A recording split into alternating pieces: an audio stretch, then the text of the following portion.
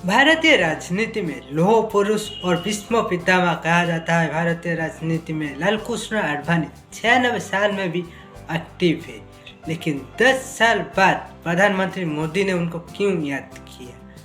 प्रणब मुखर्जी और वाजपेयी के बाद उनको भारत रत्न देने में इतने देर क्यों लगाई, जबकि वाजपेयी और प्रणब मुखर्जी जैसे विरोधी को भी उन्होंने भारत रत्न दे दिया था, लेकिन लाल कृष्ण आडवाणी को देते देते 10 साल क्यों लग गए?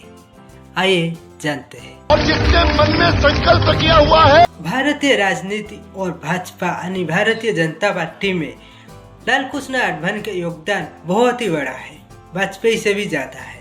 उन्होंने उस वक्त राजनीति की जब कांग्रेस में हर राज्य से देश तक उनकी सरकार थी, तभी उन्होंने राजनीति की और एक विचारधारा की राजनीति की। जिस विचारधारा को वो पसंद करते थे, उस विचारधारा में उन्होंने काम किया। सबसे बड़ी बात है, उनकी राजनीति करियर में सबसे अधिक समय वो विरोधी दल के हिसाब में विरोध में बैठे।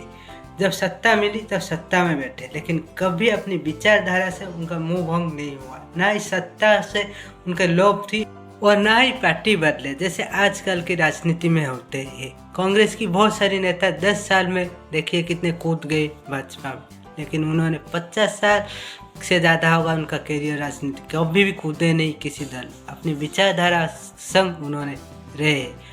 उन्होंने भारतीय राजनीति यानी भाजपा को एक से बड़े एक राजनीति खिलाड़ी दी है। प्रमोद महाजन हो, शिवराज सिंह चौहान हो, सुषमा स्वराज, अरुण जेटली और नरेंद्र मोदी जैसी कद्दावर नेता भारतीय राजनीति में थी, और उनके नीचे ये लोग उनके साथ सीख के बड़े हुए और आज की राजनीति में ये लोग छाए हुए हैं। उनका सबसे बड़ा योगदान था राम मंदिर आंदोलन में, जिस आंदोलन में उन्होंने एक दिशा दी। उससे पहले जिन्होंने आंदोलन की वो बस टुकड़े में थी, लेकिन लाल कृष्ण आडवाणी में उस आंदोलन का एक नई रूप थी, हर तरफ जनसला पैदा करती, पूरे भारत को एक नई सूत्रों में बांध दिया था लाल कृष्ण आडवाणी ने।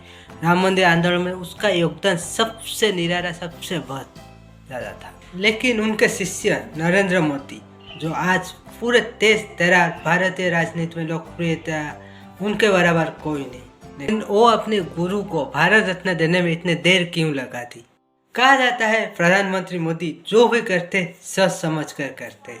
उन्होंने सोचा था अगर भारत में राम मंदिर बनेगा और उसका प्राण प्रतिष्ठा होगा, उसके बाद ही मैं लाल कृष्ण आडवाणी को सम्मानित करूंगा, और राम प्रतिष्ठा हो गई। उसके बाद प्रधानमंत्री मोदी ने उनको ये सम्मान दे दिया भारत रत्न जैसे, क्योंकि यही समय है और सही समय है। प्रधानमंत्री ने सही वक्त पर सही चुना। जय हिंद, शुक्रिया, नमस्कार।